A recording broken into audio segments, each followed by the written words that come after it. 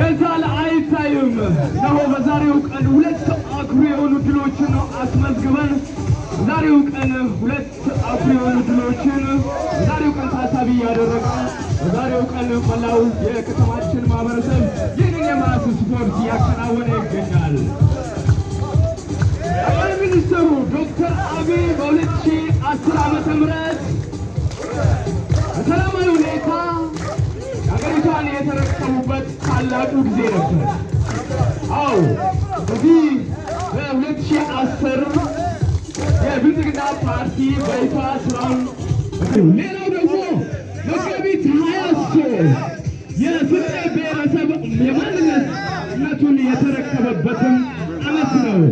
እነዚህ ሁለቱ ቀናቶች 23ና 24 ተከታትለው ትልቅ አኩሪ ድል የተመዘገበበት ወራት ነው።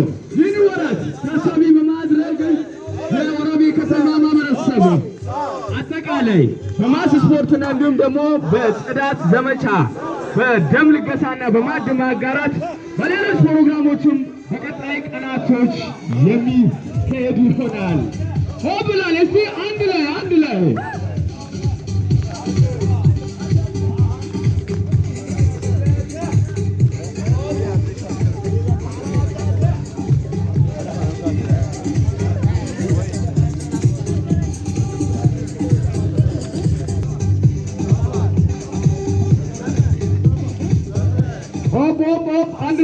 አንድ ላይ አዎ መሐለ ፍሬዎች የትናንትናና የዛሬ የነገ ለኢትዮጵያውያንና በቤተሰብ በዛሬው ቀን የአካል እንቅስቃሴ ወይም የማስ ስፖርት እያከናወንን እንገኛለን። መጋቢት 24 ትልልቅ ቀን ለህዝባችን ደግሞ በቅርቡ ይፋ ልናደርግ ብቻ ነው። ይህ አኩሪ የሆነ ድል ደግሞ የተመዘገበው ጠቅላይ ሚኒስትሩ ዶክተር አብይ ስልጣናቸውን ከተረከቡ በኋላ እነሆ በሀገሪቷ ላይ ታይቶ የማይታወቁ ትልልቅ የልማት ስራዎችን እያየን እንገኛለን። በዚህ አጋጣሚ መጋቢት 23 አዎ በስልጤ ብሔረሰብ ድረስ ታሳቢ በማድረግ ሁለት ድሎችን አብረን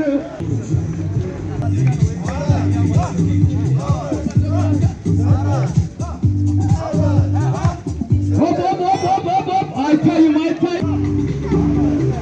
በዛሬው ቀን ሁለት አኩሪ ድሎች የተመዘገቡበትን ቀን እሱም በራሱ እንዲችል በልፋትና በጥረት በቅድመ አያቶቻችን የመጣ የመጋቢት 23 ነው።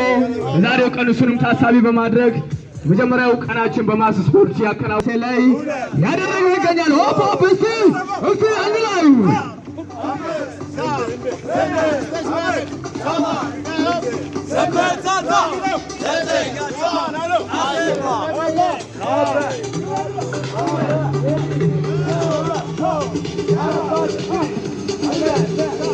Hey!